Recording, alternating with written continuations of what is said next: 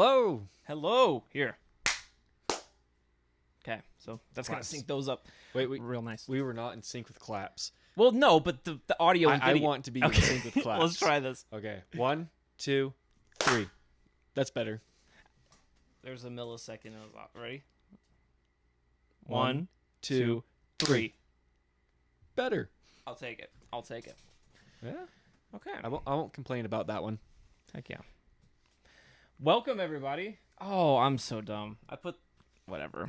I was like talking to the camera and the mic's on this side. I feel dumb, but You have to get used to it. yeah. We'll have to turn and look to the camera and be like, hi. Now I'm thinking about it. Whatever. We spent too long on setup. Yeah, we can always quickly change it up. This Don't matter. True. But guys, podcasting is not as simple as you think. Yep. This is the first one. It's going to be a terms little of rough setting for a up. minute. We spent like a good part of an hour. Over an hour Oh, yeah. easily trying to rig this up. And we don't even have like crazy equipment. It's just the basic. Yep, we're just Slightly using above the Studio basics. One and the second-gen Focusrite Yeah. interface. Don't ask how long it took us to get the background going on the TV. Yeah, that's embarrassing actually. Yep. To me. But we got it. That's the point. Well, we didn't work out an intro. No. We could work it out right now. We could workshop right here. Yeah, we could. I was thinking just a basic welcome to the Showstarter podcast. That works. I think that's all we need, honestly. Yeah. We'll keep this one rough just because it's the first episode. I like it. And we'll little disclaimer, it is going to be a little rough. Yeah, for sure. But welcome to the Showstarter podcast. I'm the host, Sky, and this is my co-host. I'm Colton. Cool. I play bass guitar for Daniel Beddoes. I also play bass guitar in the Common Souls. I play lead guitar for both Daniel Beddoes and the Common Souls. So we are, and then we're like, you know what? We had a little bit of a podcast that kind of started and failed, and so we together wanted to revamp it and try again. Yep. So we're going to do this. We haven't decided if it's going to be every week, every other week, but we'll do it and we'll try it out. I'm gonna readjust. I hope this looks fine in frame. Okay, it looks like it does. Looks fine in frame. Yeah. Yeah, no, I remember. So I don't even know how many podcast episodes we had done before with the entirety of the band. I can pull it up. Dude, probably like 3 or something, maybe more. I was only part of like 2, maybe. But Are we talking about episodes as a whole? Because I was only in 2. well, I don't know. That's the thing. We didn't do many is my point. And it was chaotic because we had the entire band in a round table fashion trying to do this podcast. And the setup, we thought this setup was bad. That one was really bad. It was like an hour and a half, 2 It was hours. about 12 episodes. 12? 12 Well, I was only on episodes. for like 2. Same. Yeah. Because I don't know how long they tried to do it before, but it fell off. It kind of failed. The last few episodes were really chaotic because we are a rather large band. There's 8 of us, not including crew. Mm-hmm. And the last episode had everyone in it. Yeah. The last 2 episodes had everyone in it. So it was a little chaotic because people were like talking over each other.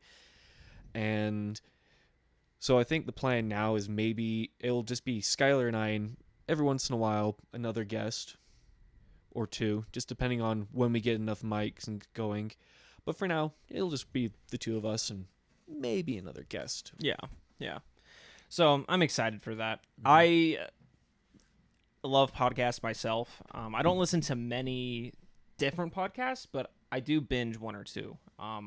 Shout out to TMG, Tiny Meat Gang, if you know them. They're really funny. They're a comedy group, so the name fits. I love them so much. So I listen to them a ton, and I love their feel where it's just super personable, and it's not like, it doesn't seem heavily scripted or like there's a direct focus to it. They just kind of talk, and it's funny. So Yeah, so we'll probably come up with like topics that we'll talk about in later episodes, and we even have a couple topics we're going to talk about tonight. But for the most part, nothing's going to be scripted. You're going to see us fumble and bumble our words. oh yeah. And be patient with us. We're not the smartest people on this side. We're not the sharpest tool. Dude, I feel like I'm talking like that today because I have like multiple canker sores that I'm working out, and I just feel like I'm like really careful with my say words my that I put my teeth. teeth together with. You gotta stop eating all that sour candy.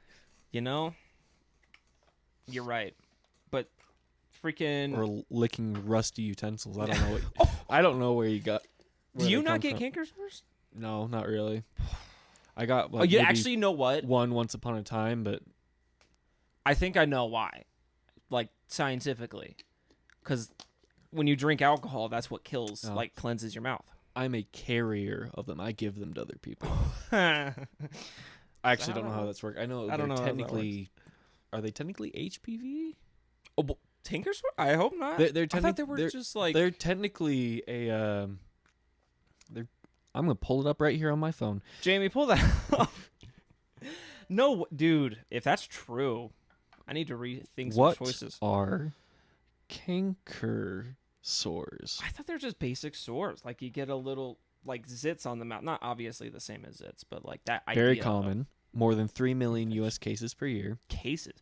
Imagine going to the doc. Well, I can't blame anyone. I guess it's kind of terrifying if you have a sore on your tongue. Doctor, my mouth hurts. A photose ulcer? I don't know if I'm saying that right. That sounds right. They're definitely ulcers. Yeah, it's just a sore. Yeah. It's just a sore. No, but because of that, so good remedies for them are mouthwash, which I love using mouthwash. I'm a pretty like mouth health freak, so I don't like the way my teeth feels when I don't brush them after if I miss a cycle. And I also use a lot of mouthwash too, so that helps. And then getting real personal about the hygiene here. Oh, dude, I'll admit, I love. That's also something I look for in women is like a good set of teeth, like a nice smile, good teeth. You know what? I'm right there with you, but I don't mind a little bit of a crooked smile. My grandfather always said it gives a little character to the grin. Nice. So that's sweet. It's more about mouthwash how well do you take care of your teeth. That's more like it. If they're rotten out of your head, then that's a big red flag. Yeah, for sure. I'm more weird about chins. Chins? Like, call me shallow in a bit. I don't mind if the ladies I'm with, and I will say this, I'm happily engaged. Congrats. I don't mind that. Congrats, it's been a while. I'm just saying, congrats on sticking with it. That's good. Yeah, I will say this though, I am very weird about like double chins. I like when there's not like a whole lot of fat on the neck, but that's just personally me. You don't like a gullet. And it's not a deal breaker. It's never been a deal breaker. It's just personal preference. I think it's more aesthetically pleasing to look at when someone has a nice, more defined jawline and less turtle. Right. No, that's understandable. That is understandable. Yeah. And then I do want to say this, just going back to the mouth sores. Another remedy is baking soda, which is probably the most common one. So I rubbed a little on just before we started to help, and it does. Nice. So I would offer you a alcoholic beverage, but you don't drink. I don't drink, and that's probably why I get them so many. Because like I said, alcohol, same thing with mouthwash. It just kills, the infection, whatever the ulcer is. Yeah, that would be a decent topic to talk about with everyone else, because half the band doesn't drink. Right. The other half does. Yeah. And we all get along pretty darn well. Oh, yeah, I think so. To be honest, I don't know if this is saying too much. I often feel like people who do drink typically get along, are more people, like get along better with people than people who don't drink necessarily. And maybe it's just because the alcohol softens them up. And it's social lubricant. Yeah. But I don't know. I get along just fine when I'm sober with you guys. Yeah, the only time you guys ever really see me drink is at shows, and even then it's only like a beer or two. Freaking Boise. Oh. I will lie, I was definitely a little drunk at Boise, but in my defense, my drink would just magically get full again. Dude. So I don't drink. I've never taken a sip, but I've never been more tempted in my life to drink than when we played at Boise, Idaho, because Pangillies buying us. They were just shooting us shots after shots, and the waiters would just like bring them up and set them on the stage, and I just looked down and I was just like, oh. Yeah. Sorry. So someone figured out what drink I was drinking, so every time I take a drink and I just set it down on the stage, And then I go take another drink. And I'm like, it's full.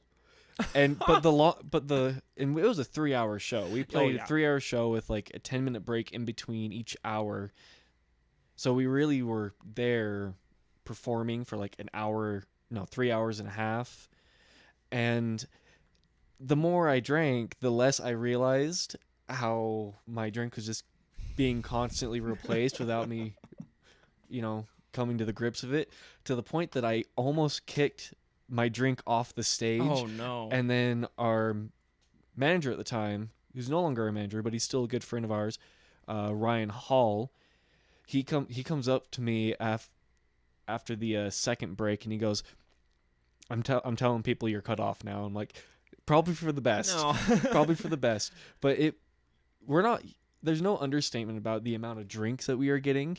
So they kept bringing us shots, and they didn't just bring them to us on stage. They brought them to our managers, Stacy and Ryan. And so in the bar in the back corner where we had our little merch table set up, there was a little barrel, and on it were like 8 different shots and like 6 different open drinks that were given to us, and were there. If we did not have to drive home that night, because we drove home that night, and we live in, let's say, Utah County, Utah. So that's about a 4 or 5-ish hour drive. That ballpark. Yeah, somewhere in that ballpark. And we drove home that night. Not us drinkers. You didn't drive home. Yeah, we don't drink and drive. Our staff and crew. So Steven, Ryan. I don't know if Stacy drove at all. No, but she stayed awake she made sure Ryan was up. Steven and all the other great folks that work with us drove us home.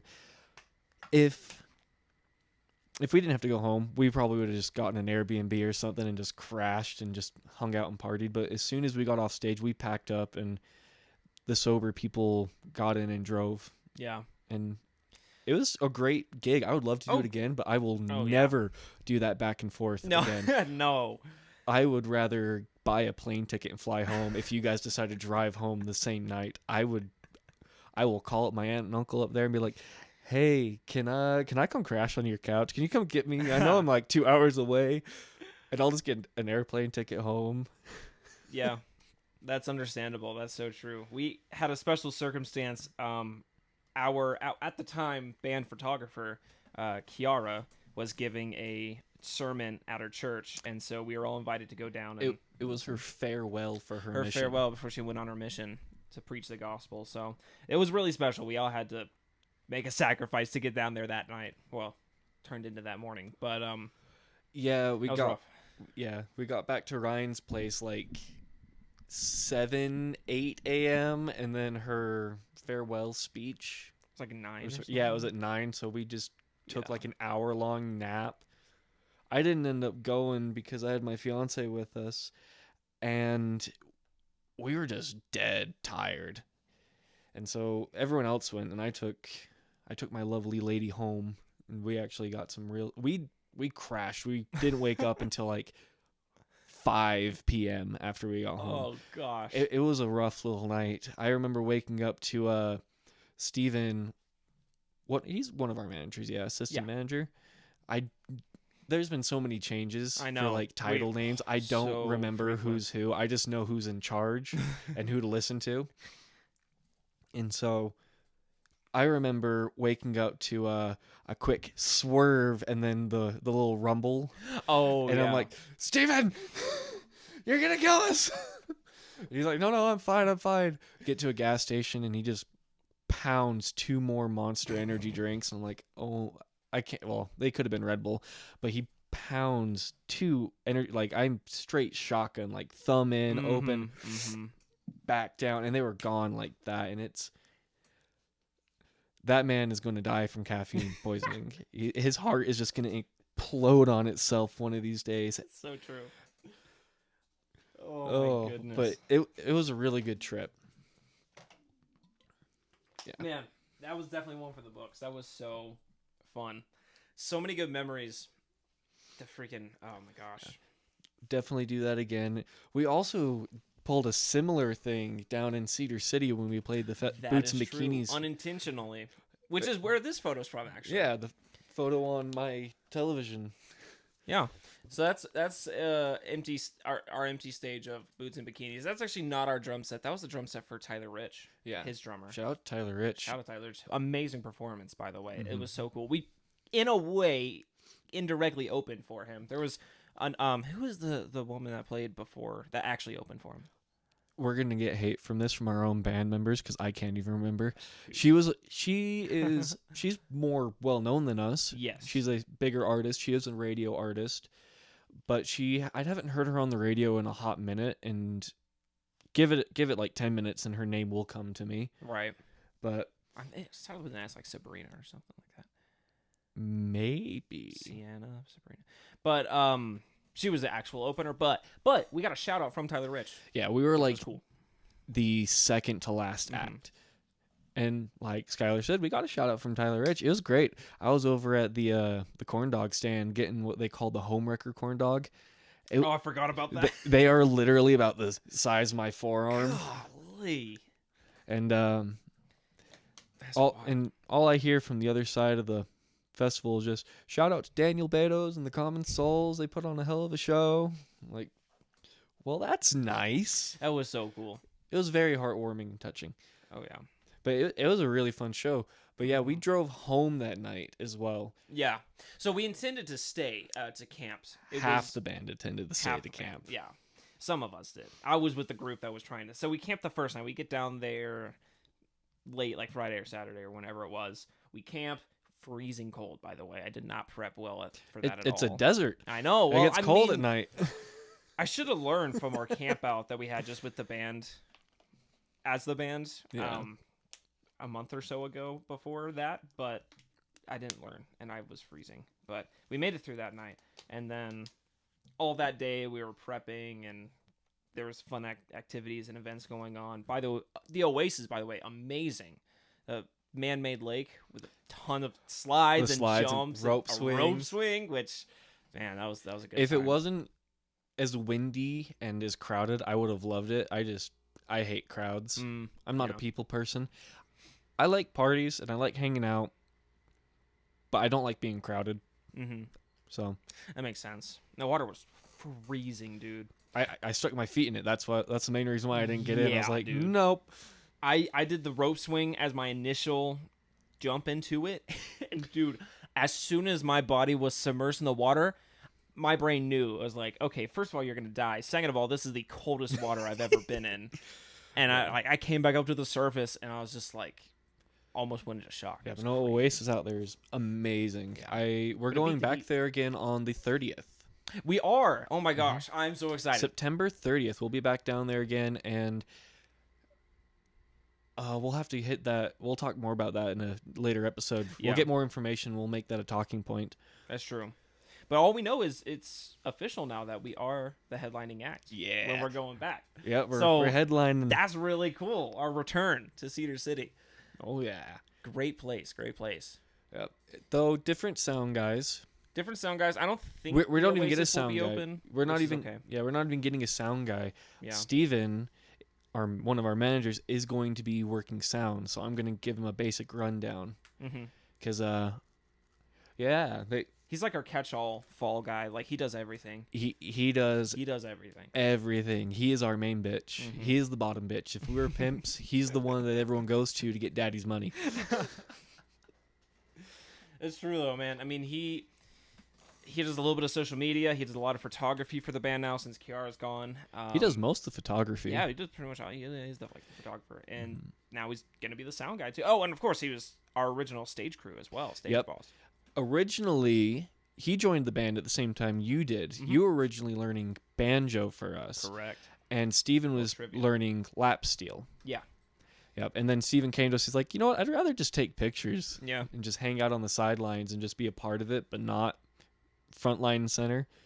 But you were like all gumption. Like, I want to be up here. I want to be up here. It is true. One of my favorite videos from our very first show is when you, Tristan, and I are all doing that side step on stage together. Oh, yeah. The little...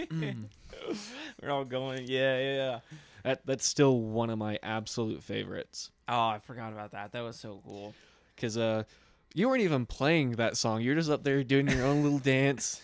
Yeah. That show was wild. Our first show was wild. The Blackjacks. yeah, Blackjacks. The stage was so small. We're such a big band that they threw covers on top of the pool tables and pushed them together to extend the stage. Which was one of the coolest stages. It was really freaking wonky. Yeah. Like you'd have to step up onto Yeah. the front part of the stage. It was So a good, like, probably 2 feet step or something. oh yeah, we used the floor monitor as like a stair. Yeah. Stepping on speakers to get up top. Climb up, and then it just juts out like a good old thrust stage. And it was cool. It was cool. I would never want to do it again. But respectfully, no, it was cool. yeah, a part of that Never happened to again. do because we were still using like actual amplifiers. Now we're on modulars and stuff like that. So everything is running through the PA directly through XLR cables. So like Skyler is running a HX Stomp, which is a wonderful little contraption. And I'm running the Quad Cortex binaural DSP, and they're great. It's an amp and pedal board all in one. You show up to the gig, plug into the PA system, and you just go. It saves hauling a lot of gear, so now we're not hauling amps everywhere. It's just briefcases and guitars and PA speakers. The big meat of what you need to perform. But honestly, I can't wait until we can somehow get rid of all these cords. If we can get like a wireless rack to go off of. We will never be fully wireless, but we will have wireless aspects. Yeah. So, for example, like with our systems, we can either be wireless to our system or cabled to our system and wireless to the to the PA. Because something has to be cabled, and so I'd rather just be wireless to our floor systems, our modulars, and then just have cables running to the PA, kind of like how we're doing right now. I would prefer if eventually we're all going to get a nice wireless mic set up, and it's going to be in its own separate little road box about... That'll be nice at least. Get rid of the mic wire. About so and so big, and all that will be is it will just sit on top of our current rack, a rolling rack, and then that will just plug into the mic systems, and then it'll just have wireless receivers. Then we won't have to do all these cables and stuff. We'll still keep them because you never know when you're going to need them. Sometimes your wireless might go out. You might be in an area where they don't work. Yep. It was the last show. Yeah. We performed at a wedding at a private venue, and it was our 2 wireless systems, because we have the same. Yeah, it's the Nux. It's the Nuix, Nux, whatever you want to call it. 3 or 5? It's the newest one. It's the one that runs on the 5.2. Yeah. 5.2. But it's a nice one. It's a nice little thing. But it's great. It comes in a little box literally about this big, and the case itself charges it. And you can get like 3 or 4 shows off of one case charge. It's an absolutely wonderful little system. I got it, and then Skyler got it, but yeah. So and then Daniel has another. Daniel runs the Shure wireless system. He runs the more affordable line one, but in certain areas it just doesn't work because it's still running on, I don't know, 2.4 or something. 2.4, and up in the mountains it didn't really it was having issues, so he had to go direct into his pedal board and into the DI box and into the mixer. But our system is pretty streamlined. So what it mainly is for our main mixer, we have a Behringer X32 rack mixer, and then we have a 16 in out stage box, the Behringer S16, I think it's called. Then we have a Seismic Audio 32 channel splitter snake, as well as a Behringer 8 channel DI box for fiddle and the acoustic guitars and keyboard and stuff like that. And so everything, all the channels are just snaked into the small snake into the Seismic Audio splitter snake, and then we just plug into the front where I have everything labeled and it's retard proof. A half-blind monkey could figure it out. Yeah.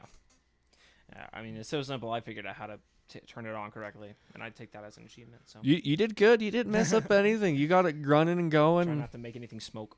It was perfect. I've showed a few people how to run it so far, and I haven't showed Skyler, but you got it going without my help. Heck yeah. That was fun. The progress we've made, like, step by step to get the gear where we're at. And it's not even, like, this isn't nearly where we want to be, I guess, in terms of gear. I guess the main PA system, probably. Yeah. But I think what I mean is, like, we still have a long ways to go, but the way we've escalated. Mm-hmm. Yeah, really cool. It's progressed really well. Like, we've upgraded as we've gone, and things have just gotten easier and easier and a bit more streamlined. Mm-hmm. Like you said, the first show at Blackjack's, we started with just amps. Everyone had their own personal amp. And 90% of the amps were my physical amps, because I am a bit of a gear whore, and I have all sorts of cabs and amp heads, and I just made it work for everyone who needed one. Mm-hmm. Mm-hmm. That was good. I have our fiddle player, Becca. She was running through my little Troubadour floor acoustic amp, and you were running through that too, because you were playing banjo at the time. And as much as I loved your banjo playing, your bass playing is way better. And I'll take it. I understand. And I've talked about this with Tony and Daniel and the other people in the band. When you first joined, I was like, I'm not sure about Skyler. Yeah. I'm not sure about Skyler, because first you started with banjo, and then you went to acoustic guitar, and Tony just flew on a guitar, so we just kind of kicked you off that. Then we fired Chuck, and you picked up bass like nothing. You took to it like mother's milk. Well, thank you. I appreciate that. It's true. I'm an amateur at banjo because I don't practice a lot. I've had it for years, but I barely touch it. And I knew, and that's why, like, when I was first with the band, I still think it's like a great privilege to be a part of it, because I was like, oh my gosh, you're letting me play with you. And then we went through those changes, and now I've found the love for bass, and I think it was just like meant to be. Oh yeah, I love it. It's nice because I felt like we were kind of jerking you around, like, hey, play banjo. No, don't play banjo. Hey, play acoustic guitar. Don't play acoustic guitar. And your strong suits are definitely finger picking. So bass, wonderful. Where you really lacked with guitar was your strumming. Yeah, you just couldn't get the patterns down. It was just very robotic. Yeah, with you. Well, it didn't feel right. And then you got on bass, and you're playing bass great. I tried to explain why you need to, like, stop using 2 fingers per fret, and it took Tony, our keyboard and rhythm guitar player, to explain to you, like, you can run your scales and reach your octaves and stuff if you stop using 2 fingers per in that 4-fret box. Yeah. You can play in a box, and you can stretch and move that box all over the neck. Yeah.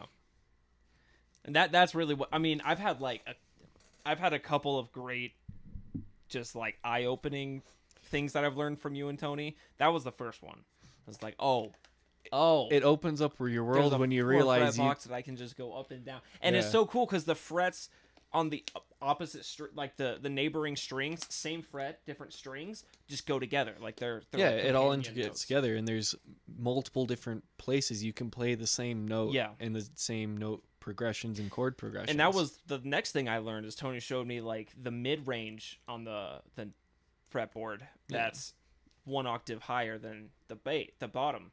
And so it was like, now I can really customize the way I play songs. And the typical style I do is where I'll do the verses on the mid range, so it's a little bit higher, a little bit blends in with the verses, and then when the chorus hits, you get that deep boom, you fill out the frequency range, because usually in the verses you have Tony playing a rhythm part, and you have me playing a lead part, and so it kind of just fills it out. And then when I've noticed this too, and when you get into the chorus, Tony will go into a, like, if I have a lead during the song in the chorus, he will go to a lower register with you, and it just sounds massive. Or if I'm playing chords in the chorus as well, and there's no, like, lead guitar part, and we're just doubling the rhythm guitar part, he'll play a higher harmony to what I'm playing, and I'll play a low harmony with you. That's really cool. That's cool. I just love, like, the way the band orchestrates together. Yeah. And creates music. We're getting better and better at it each time, and that both you and Tony, because Tony's only been playing guitar for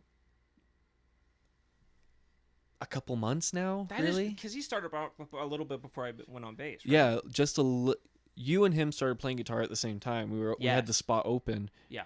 at the same time for both of you, and so Tony was originally just keyboard, but he's like, I want to play guitar. I think I can do this.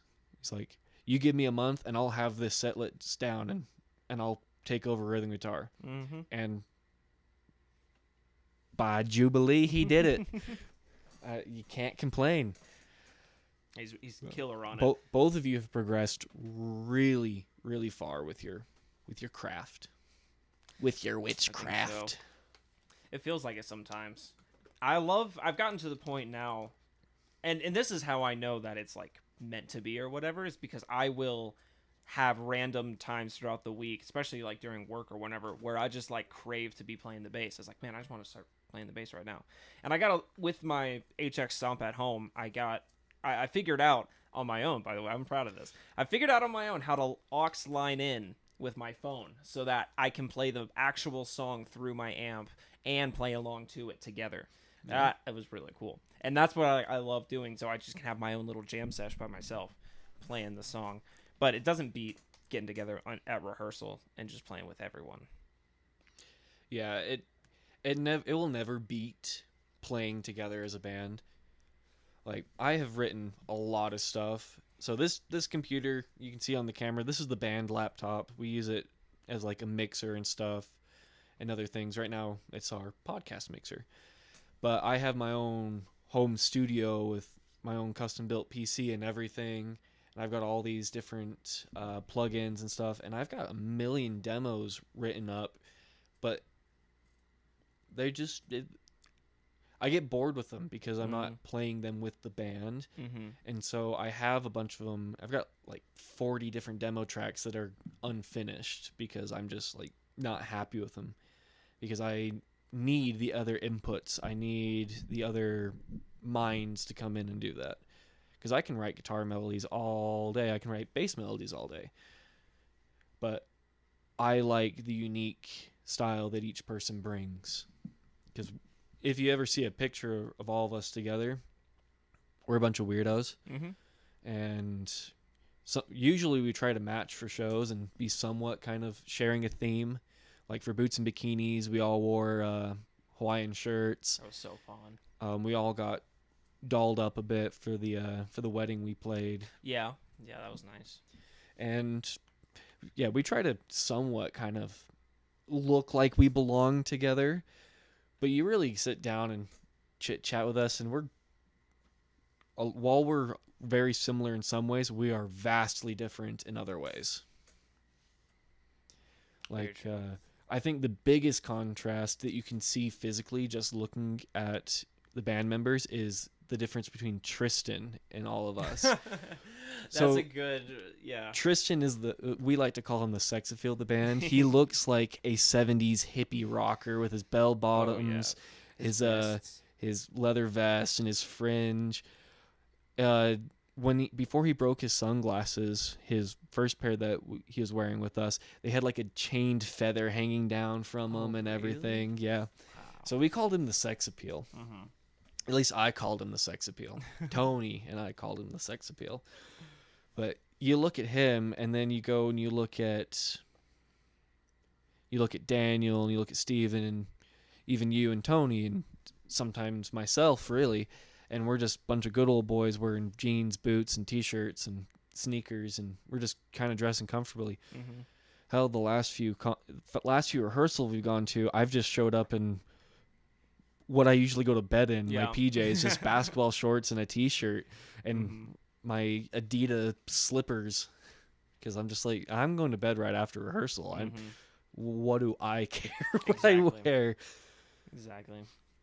It's so cool to see us all come together. It reminds me of that.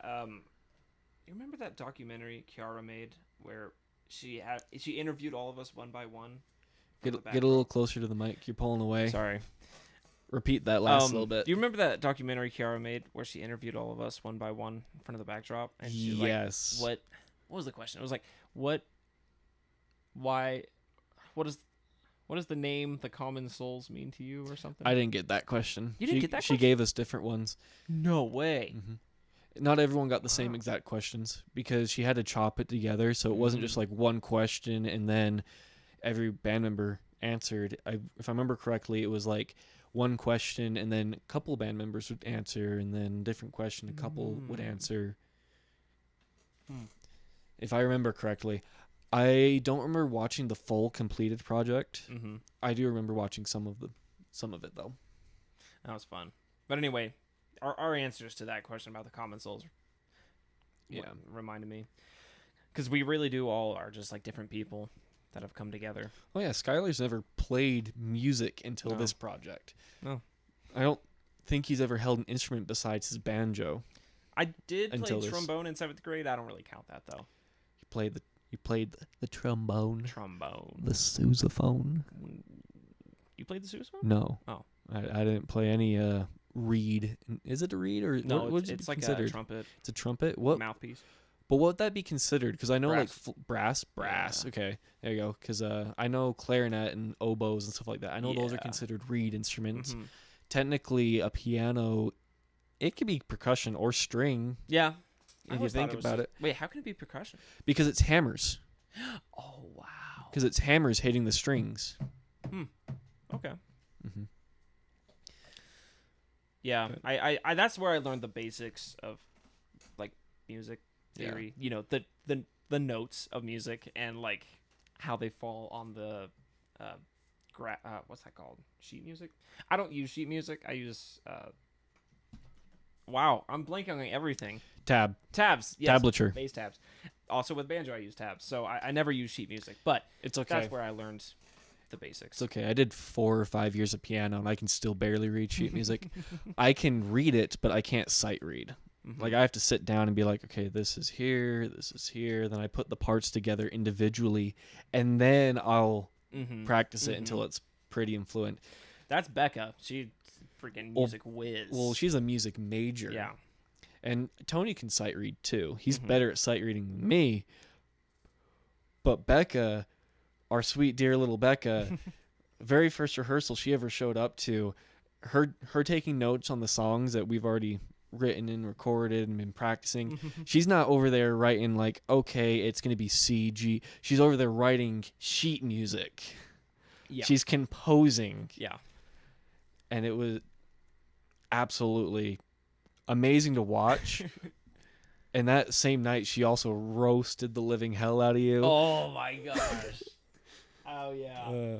She is the sass queen. She is. And I try to give her as much back as she gives, but she is the sass queen. She really is. So we're gonna take a small break and come right back. Hello, and we're back. Welcome back to the Showstarter podcast. Yep. So I'm going to bring up something. I'm going to bring up Skyler's Lego addiction. Yeah, my Lego addiction. I don't know exactly why you want to talk about this, but hey, I'll talk. Yeah. I'll talk all day about it. We're getting to know the host and the co-host. Right. Yeah, so for this section, we're kind of moving on to just get to know me and Colton, and then we can bring in other people and get to know them. So I've always grown up with Legos. My older brother had a lot of sets. Well, you know, we had the bin, just a bin full of Legos. Same here, Chief. I had Yeah. the big blue box with the like the 2,000 or 5,000. I can't remember how many pieces it was. Yeah, and so I always had that, and I always grew up just building, and then by the end of our building session, we had to take everything down and put it away and all that. And as I got older, I was able to get my own sets, and it's just been ever since. Right now, I'm currently in the process of collecting all of the Indiana Jones sets. Not just the new ones, but all of them. I used to have the temple from the first movie, the Lego set for the temple where they find the ark. The very beginning scene. Where they find the ark. Oh, the Lost Tomb. Where all the snakes and everything. I had that Lego set growing up. Me too. Yeah. Me too. I love that one. I had that one. My other favorite is the beginning sequence of the Aztec temple with the fertility idol. With the ball. The boulder. Yeah, the boulder. Which the iconic boulder. Don't have that piece anymore. I lost the ball. I dropped the ball, really. I lost it, and But it's gonna be a pain to buy back because I think those are pretty pricey. yeah. But it's my goal to restore all the Lego Indiana Jones sets I had, and I'm gonna collect the rest of them. Just recently, I made some stupid eBay purchases by accident and got some more. By accident, you threw a bid on them. How is that an accident? I was playing the eBay game where you lowball really I bad didn't know lowball. eBay was a video game. Well, when you're stupid like me, you play games with your finances. And I lowballed a couple of these sets, which was the Kingdom of the Crystal Skull Temple set, so like the big one. And then also I made the first bid on the original fighter plane chase with Indiana Jones and Henry Ford Sr. Which they recreated that set, and I want to get that new one. But anyway, so I made the first bid on that for $90, and then nobody else bid. I just got it. I was like, "Are you? Who doesn't top the first bid?" It was a starting price, but that's the one I'm more proud about because it was $90, and if you know the set for the value at it is now that it resells now, it's a pretty good deal. Yeah. So I'm gonna say this: Skyler isn't the only one in the band that currently is in love with Legos. Matt also loves Legos, our drummer. Matt. But instead of Indiana Jones, Matt is into Star Wars. And I feel bad for him. My condolences to him and his wallet.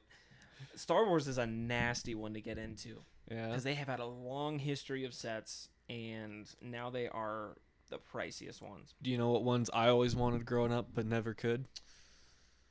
Harry Potter. Oh, that makes sense, actually. Harry Potter and Lord of the Rings. Okay. I see But, that. nope.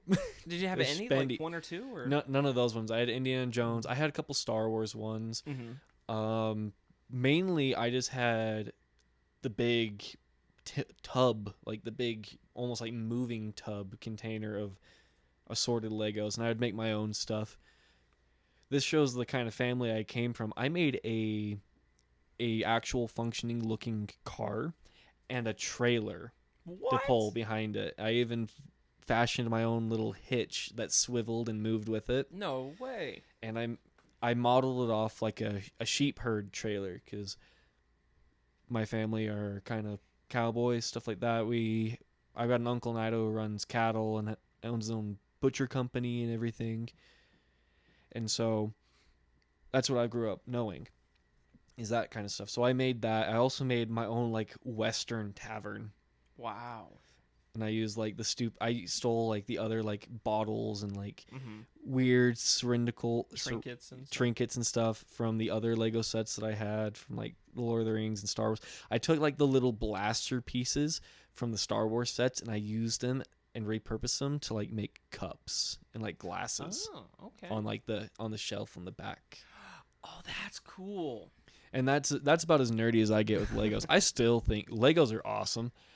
I still to this day enjoy Legos. I bought my sister for her birthday. I bought her those like realistic succulent looking Lego sets. Oh yeah, no, yeah, those are a good series. Yeah, I got her that because my little sister she's got a green thumb. Her whole room is just covered in like succulents and cactuses and ferns and stuff like that. So I'm like, I'm gonna get her Lego plants, stuff that will never die.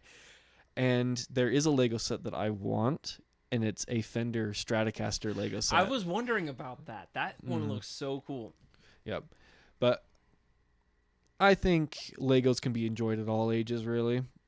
But that is as nerdy as I get into that, and I'm a bit of a geek. I'm a multifaceted being with many interests and hobbies. Me too. You too? I enjoy a lot of different Lego themes. Yeah, and that's what do I have? Since being in the band and especially getting into bass, I haven't gotten any Legos, and I've kind of my wallet's focus has definitely moved away from that. Although, once we're big and famous, I'll go back. Yeah. You've been buying more bass gear. Oh, yeah. You recently bought yourself this fancy, nice little Schecter bass you found at a pawn shop. Oh, she's sweet. He's in love. Dude, He's in love. I'm in love. It is. So it's a Schecter Diamond Series bass, Omen 4, and it's the Sunburst wood body. So I looked it up. Retails for like $500-$600, but this pawn shop had it listed for $270. Yeah. And I saw it there one day, and I was like, "Oh, that's cool." It then didn't leave my mind. I've seen a lot of basses, a lot of pawn shops, but that one just didn't leave my mind. I was like, "Man, I got to try it out." So I went back like the next week with my own amp to test it out, and at first it didn't work, and I was like, "Oh no, like, it doesn't work. I can't." But then again, I was like, "Oh, okay, I won't have to buy it then." But I was like, you know what? There's another bass here. Let me swap the batteries, and I did, and then it worked. Active pickups. Yep. You got to remember active I pickups. was like, now I have to get it. So I called up Daniel, actually, to talk me out of getting it. And the first thing he said when I introduced it, he said, "What are you doing? Buy it." I was like, "That's not the answer I was looking for." But I don't regret it. Yeah. I enjoy it. It was a good decision. That's good. I always get buyer's regret when I get things, and I'll buy it, and then I won't touch it for a week, and then I'll pick it up and start using it. Like when I first got my PC, and I had that built and everything, and I had it set up and everything, I turned it on, turned it right back off, and I didn't touch it for another week. Yeah, I totally get that. I do that with everything. The only thing that I haven't done that with recently was when I bought that Les Paul. The Gibson Les Paul, because I was so excited that I bought that the day that we were going to do where we had that show up just north of BYU where we got shut down by the Forest Service. Oh, yeah. It was a Provo Canyon, I think. No, it wasn't Provo Canyon. Oh. It was it was literally just right up the road from BYU. Yeah. Shout out to Southbound. They were the one who invited us to play. Why are you shouting them out? They don't exist anymore. They don't exist. I just love They're great. Shout out to the ghost of Southbound. Joseph Southbound, rest in peace. Ghost of Southbound. If they ever come back, that's what they have to rename themselves. The Ghost of Southbound. Ghost of Southbound? Southbound Ghost?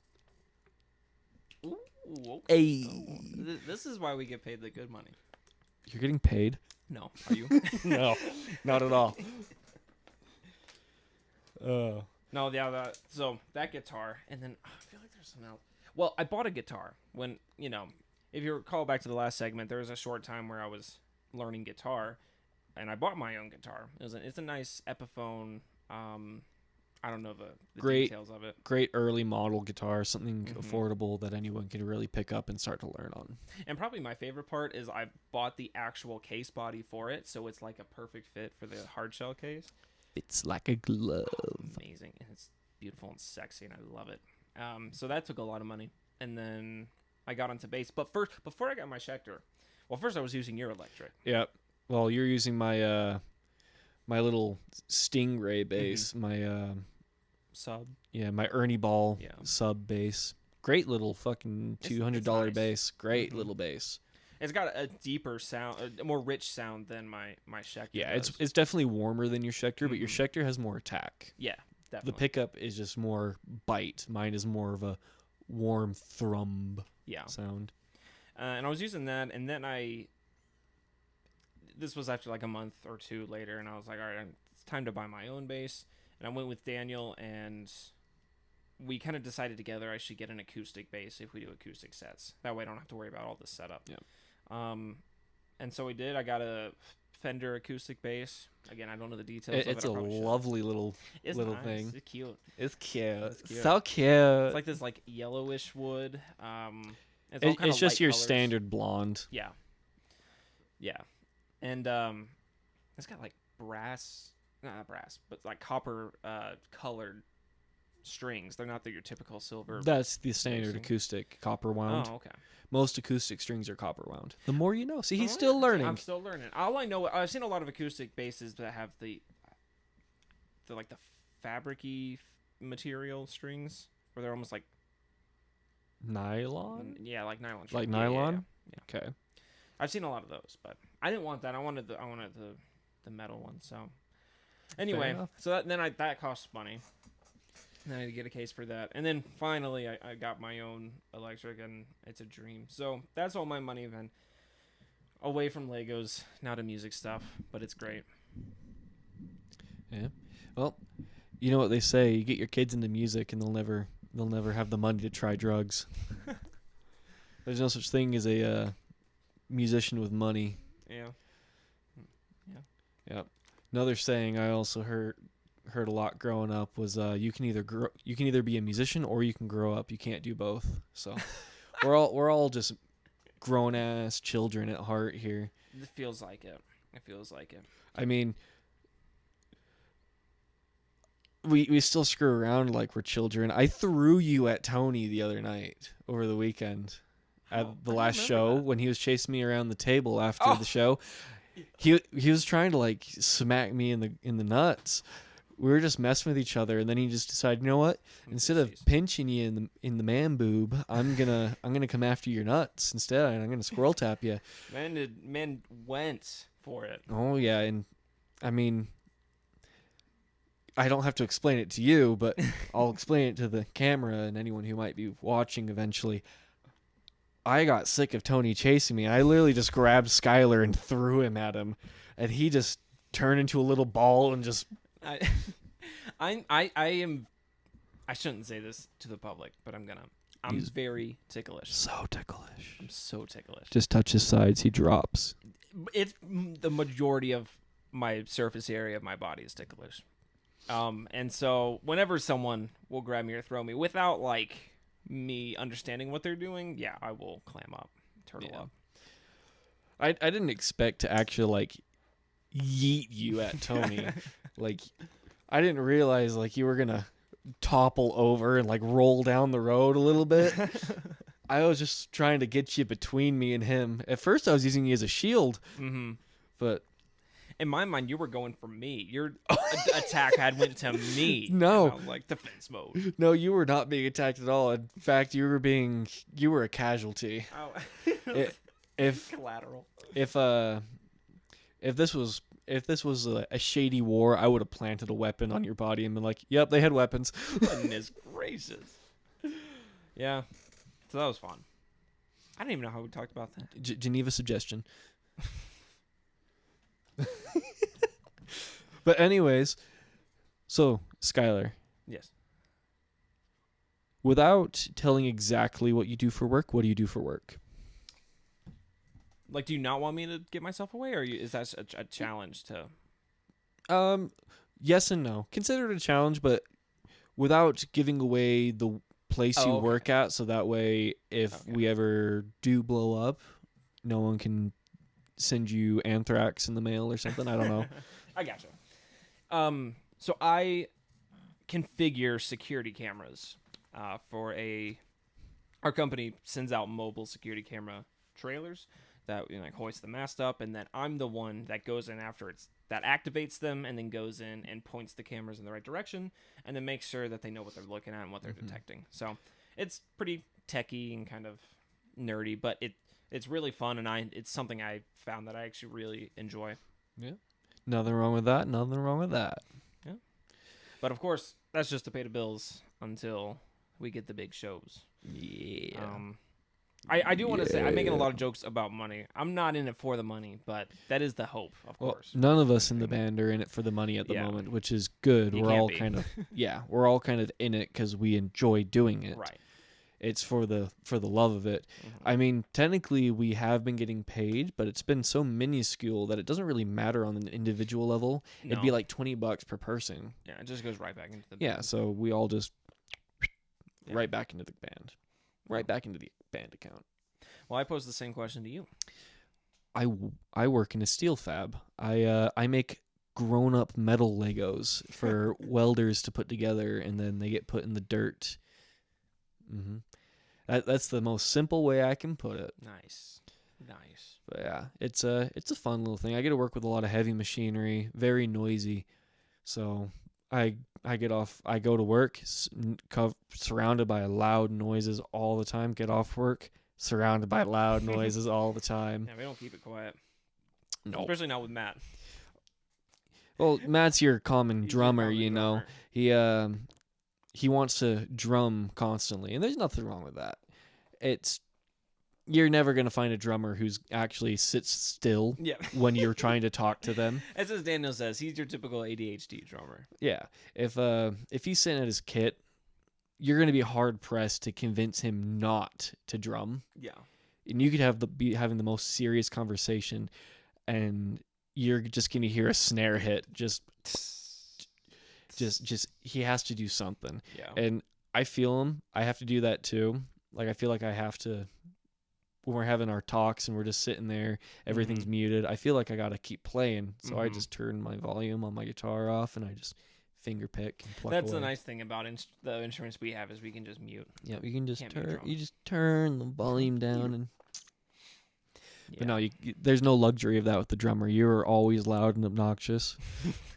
And we love you and hate you for it. Yes.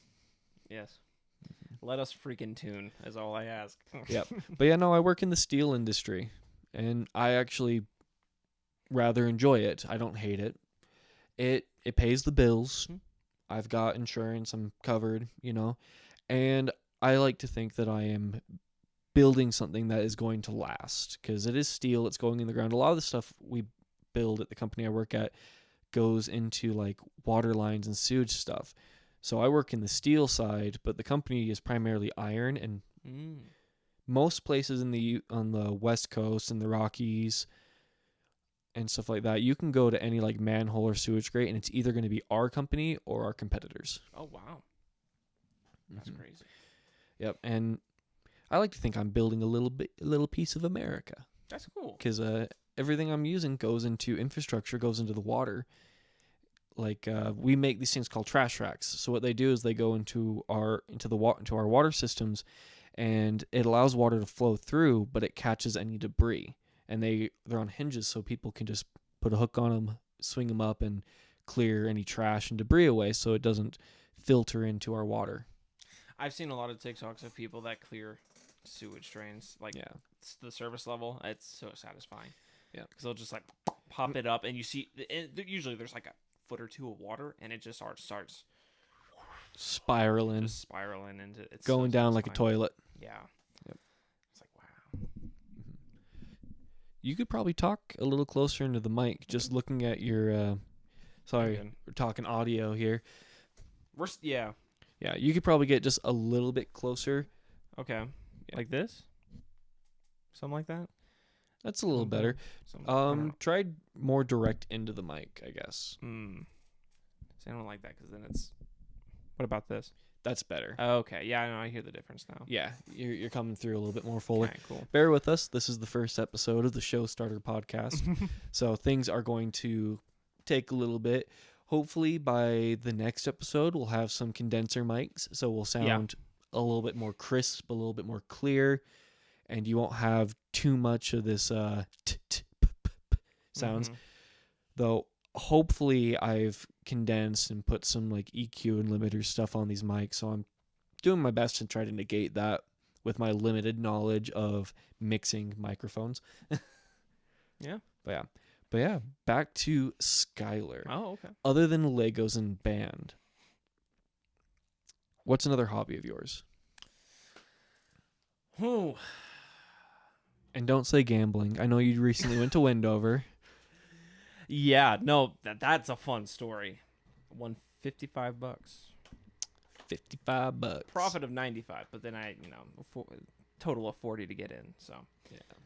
Anyway, no, it's not gambling. It's I don't know. I played video games when I was little a lot.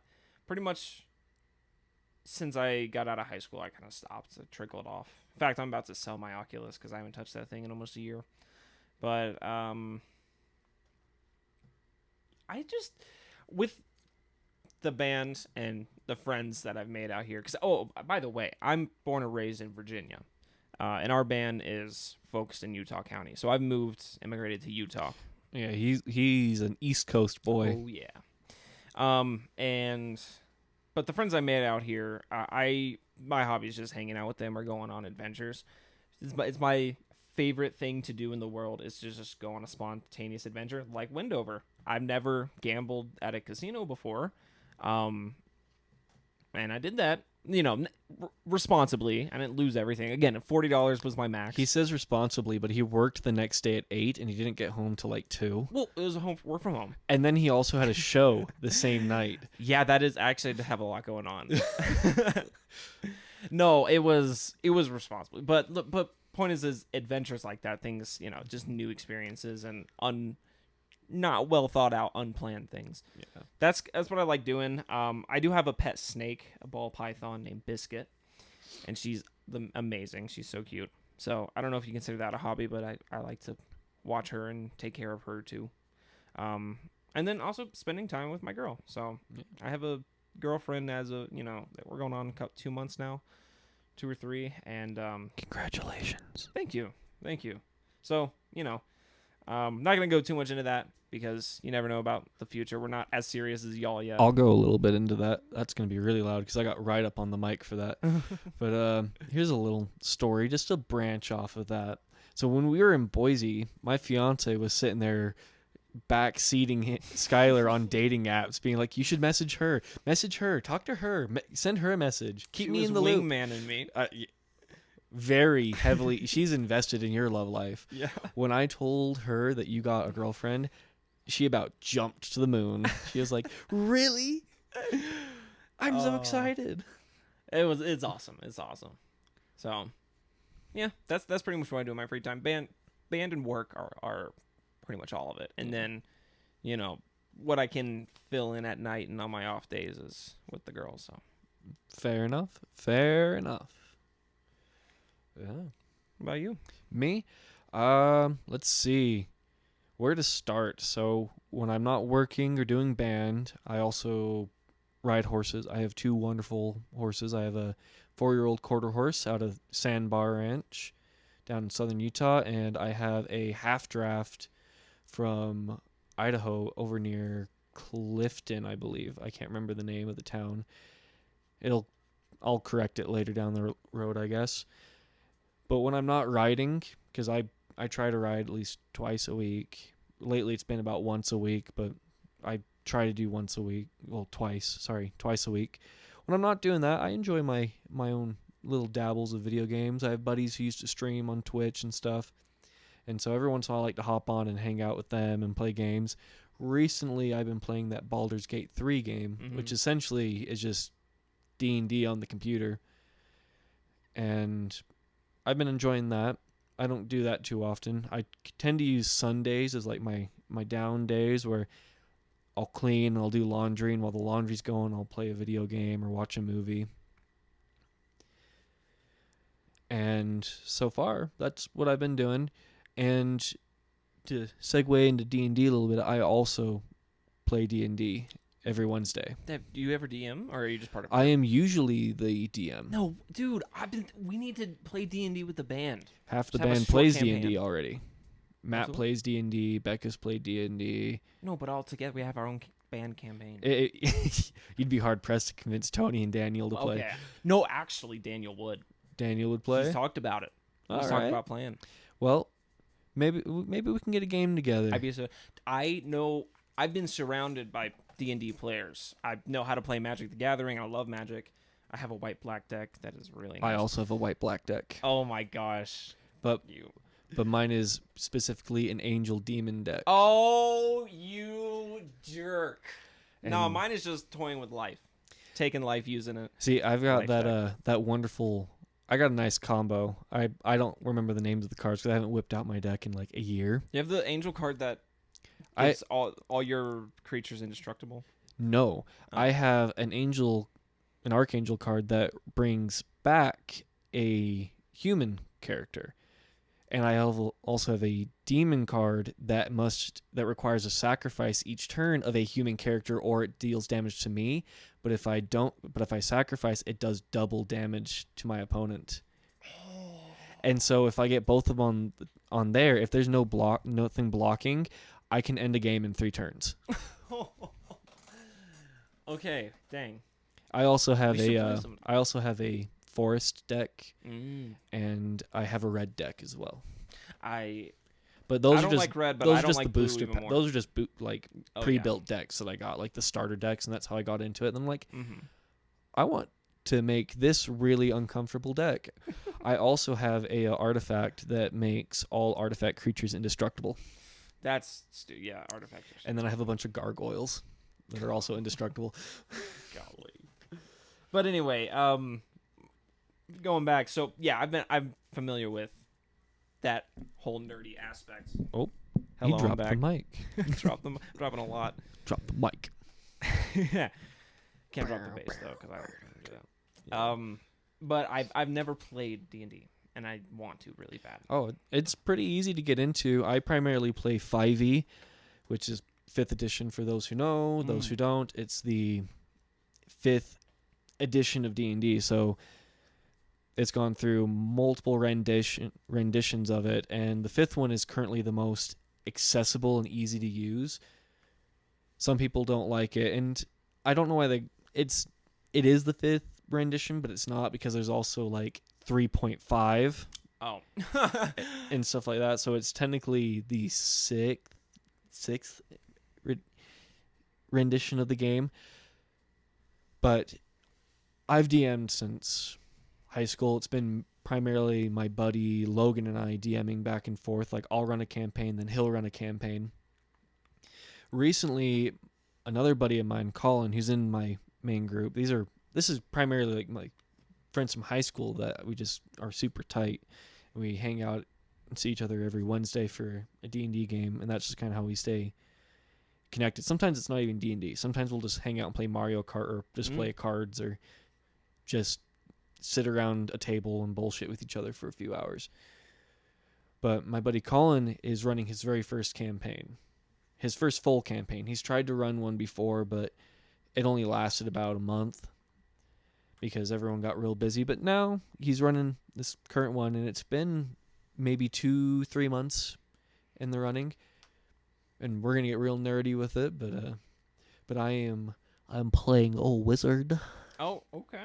I'll delve deep into the nerdism for this session. Like I said, I'm a multifaceted being. I like everything from sports to D&D. Well, I do my everything. spiel about Legos. Yeah. Not even all my spiel, but surface level. So go for it. Yeah, like everything: sports, Legos, horses, guns, fishing, hunting, camping. I like it all. Life's too short to limit yourself to one hobby. But yeah, so I'll treat you guys to a little bit of my D&D character. He's a blade singer, which is a subclass of wizard, which essentially allows me to add my dexterity bonus to my AC. So wizards are generally squishy and don't wear armor. It's not something in their class that they can have. But as a blade singer, I can wear armor. And so DC is what it is, the number that has to be rolled on a 20-sided die for an attack to hit you. My base DC with no modifiers right now is a 17. And so that's pretty high. That's pretty hard to hit. And because he's a wizard, I have spells that boost that. So my maximum AC, armor class, that's what AC stands for, armor class, is 25. At level 5, which is absolutely absurd. I made this character to be very game-breaking and frustrating for my friend to fight against as the DM. I am essentially I'm an unmovable wall. I'm an unstoppable force because I deal moderate damage, but I'm really hard to hit. Wow. So, but yeah, D&D, horses, hunting, fishing. I love it all, really. So that's what I do on my free time. Though I don't have a whole lot of it nowadays, but I try to do something. I try to ride twice a week, like I said, because the horses need exercise. I need to get out and do stuff more often. And recently I'm thinking about getting a EOS gym pass because they're open 24/7, and I was thinking I could get up an hour and a half early before I go to work and get at least an hour in the gym, and then come home or change at the gym, eat my breakfast, and then go to work. That'd be cool. Which would mean I'd have to wake up at 4:30 every morning. It's not cool. So I'm thinking if I do that, I'm only going to do it about 3 times a week, and then I'll do some light cardio on the weekends. I already do that. I have a treadmill in the other room. Oh. And I tend to like run or jog about 1.5 miles each day. Oh, I commend you. That's I'm if there's trying to lose this gut, man. Good luck. More power to you. If there's one antithesis in my life, it's working out, and or at least not working out. I was gonna say it's waking up early. I love my sleep. I sleep all the time. I love my sleep too. I don't mind being up early. I hate getting out of bed. Once I'm out of bed, I'm up. Yeah. So a little trick that I do is when I know I have to get up earlier than I'm comfortable with, I put my phone on the other side of the room, so I have to get out of bed to turn my alarm off. You know what's embarrassing? I've had to start doing that just this past week because I was late to work like twice. You hit snooze and just went back to bed? Oh, I don't remember waking up. It's that bad. And keep in mind, this is how sad this is. I go to work at 11 a.m. and then I work till like 7, so I have a later shift. But it allows me my nice time to sleep in, which I love. Yeah. But yeah, I've been sloppy recently, and I noticed it, and I don't want to be that guy. Like, I want to do something about it. Sloppy jalopy. Sloppy. And so I've had to do exactly that, but it's worked. And that's the sad thing. It sucks, but it works because you get up and you turn off your phone, and then by the time you're out of the bed, now you can actually think clearly, and you're like, okay, I can't go You're back basically in. like, I'm already out of bed. Why Yeah. go crawl back to bed? The worst is when you wake up an hour before your alarm and you have to pee. That doesn't really happen to me. That happens to me all the time. Dang. But that could also because I drink quite a bit of alcohol. Maybe. And I will say this, I'm not an alcoholic. I like my shower beers. So I like to have a beer in the shower. That's my reward for the day. It's one of the reasons why I'm trying to lose weight too, because I don't want to have a beer gut. I want to be able to see my feet when I look down, which I can still. But if I don't start exercising, it's not going to remain that way because I like red meat and donuts too much as well. Oh, I could go for a I donut have a right now. sweet tooth from hell. Same. I have a bag of Hershey's Kisses in the other room too. That's my favorite candy, dude. Oh my gosh, that's my favorite candy. Hershey's Kisses. See, I don't care for the Kisses aren't my favorite. I like the bars with like the toffee and then the almonds, like the Hershey square bars. Okay. Those are when if I'm eating chocolate, that's my favorite. I love Oreos though. Oreos, very good. Very good. I could eat a family size pack of Oreos to myself in under an hour, easy. Ooh. Easy. I could also probably down a gallon of milk to myself, easy too. I'm a bit of a I glutton. need to go for some Oreos and milk. But my what's it called? I don't know. My Vice cookie. Your vice of choice. Vice choice. Your crack. Is the Pillsbury seasonal sugar cookies with the little images on them.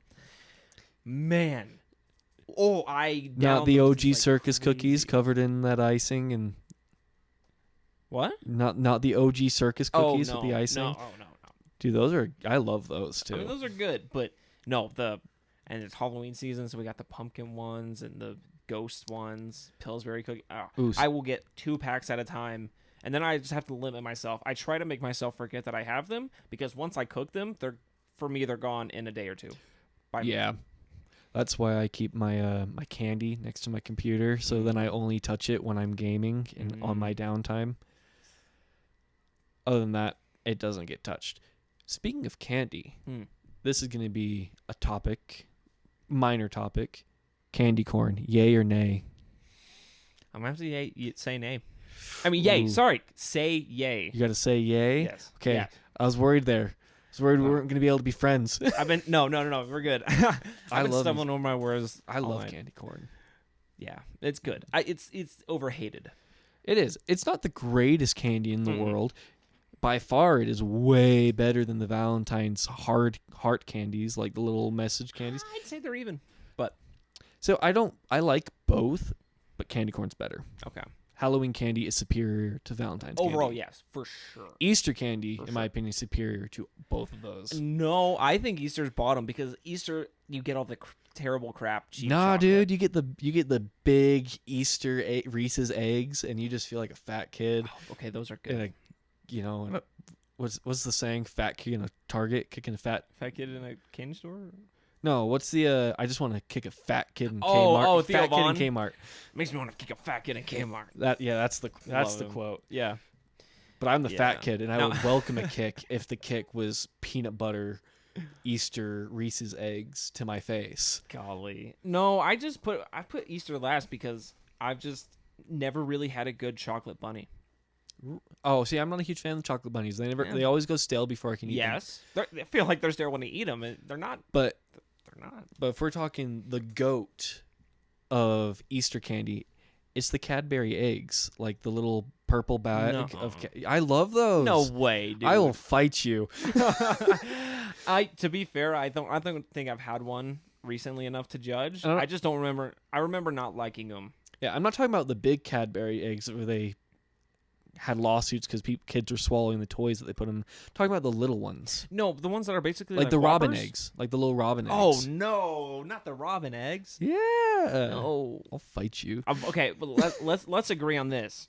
I think Halloween has overall good candy. It's got great candy. Great candy. I'd say the holiday with the best candy, Valentine's Day.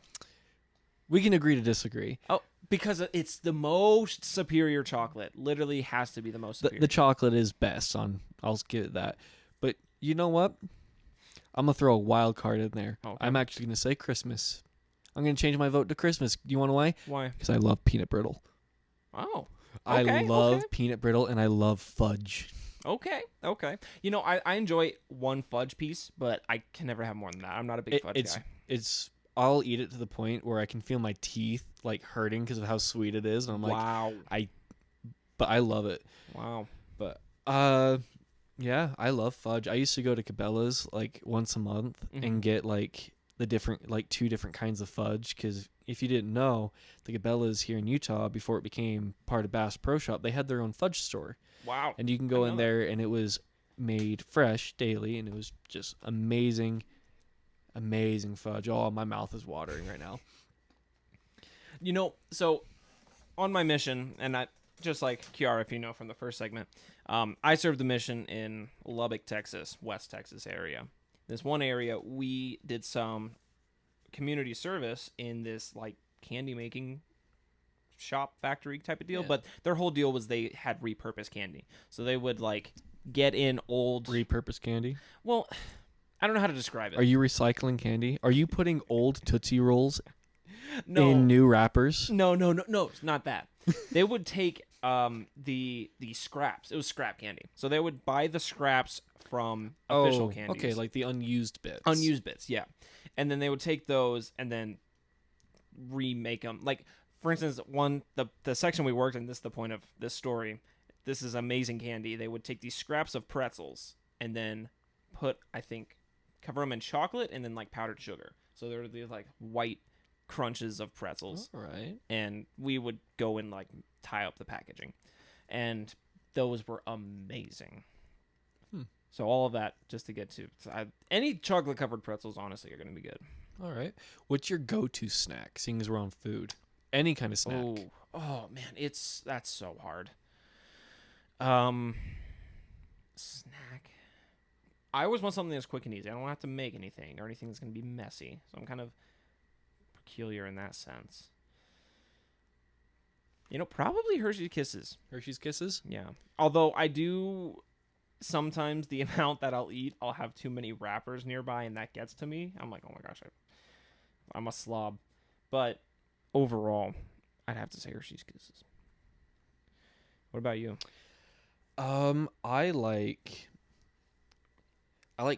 So I can't remember the name of the brand. I get it at Costco. So it's probably Kroger of some sorts or something like that. But it's toffee covered nuts, like almonds and cashews. I love me an almond. I will sit there and eat a bag of almonds to the point that I even like wasabi covered almonds and cashews and stuff like that. Like, go for those? Yeah. What's it? Is it Blue Diamond is the brand, Yeah. I think? Yeah. I'm not a big almond guy, but I love Blue Diamond's salt and vinegar almonds. That's because I'm a big fan of vinegar. I love vinegar. Same here. Probably where I get the mouse sores. Salt and vinegar chips are my favorite. Oh, yeah. Right Easy. behind sour cream onion. Top salt and vinegar top. I love pickles. I gotta switch 'em. I love salt and vinegar chips. I love salt and vinegar almonds. What else? I love mustard, honey mustard. I love mustard too. love I it all. like spicy stone ground mustard. That's the best Oh. mustard. I need to try some. It has a little bit of heat, a little zing, and it's a little chunkier, but it's. I love that on like a kielbasa or a nice brat, like a jalapeno stuffed brat Oh, or a man. cheddar brat. Just Holy cow! I'm not a fan of ketchup with my hot dogs though. With hot dogs? With Ketchup's hot dogs or made for- brats, I'm not a ketchup fan. Well, brats are different, but But mustard, I like mustard. yeah. One of my favorite meals is just to have a nice kielbasa sausage, some sauerkraut, and some mustard. And I'll cut up the sausage, put a little sauerkraut on it, and dip it all in the mustard and just eat it. Wow. I've been told it's a very German dish, and I love it. So Do you know your ancestry or like genealogy? I Where am you're a all from? big mutt, primarily like Norse Scandinavian. I've got Okay. some Native American, but my ancestry is very well documented. I have an aunt that works for Ancestry.com. Wow, So that's cool. I don't know enough of it to be able to tell you Mm-hmm. right here on the spot, but I can tell you the most prominent is like French and Scandinavian. Oh, wow. Okay, interesting. I'm pretty similar. I got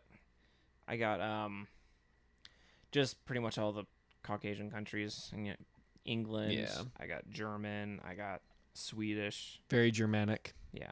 very Nordic. Yeah. Yeah, same here. Heck yeah. Well, did you want to talk about anything else before we wrap it up? No, I think we'll wrap it up here. Cool. Well, it's been lovely talking with you. I'll talk to you again next. Well, I'll talk to you again tomorrow at band practice. That's true. That's true. And it's been great. Same to you. And thanks for watching or listening. Yeah. Even if you just have it on a drive or while you're doing laundry or Oh, yeah. whatever. Thank you. Thank you. To preface this, we are recording this on a Monday. It probably won't be released on a Monday, but we are recording this on a Monday. Yeah. Just so people can get like a time reference, I guess. Yeah. Yeah. And we'll do our best to edit it Yeah. and then release it. It might get released next Monday. We might do every Maybe. other episode every other week and just release the episode the very Yeah, next Monday. Record, release every week. Yeah. I can see that. It gives us a week to edit, It's true. seeing as we're both pretty darn busy. Yeah. And that's actually a really good segue. You know what? We're going stand up with this. I should have done this earlier. I'm so dumb. When I podcast, I love holding the mic when I podcast. Oh yeah. And I'm so sad I'm doing it at the very end. But we'll You cut this messed out. up. I know. Hey, you live, you learn. This whole episode's been a bunch You of learn, mistakes. you live. Yeah. So we're Live, gonna cut laugh, this love. out, put it at the very beginning, but we're also gonna leave it at the end. So we're gonna copy and paste it. Oh yeah, we're gonna copy and paste this a little bit. This message. Sorry.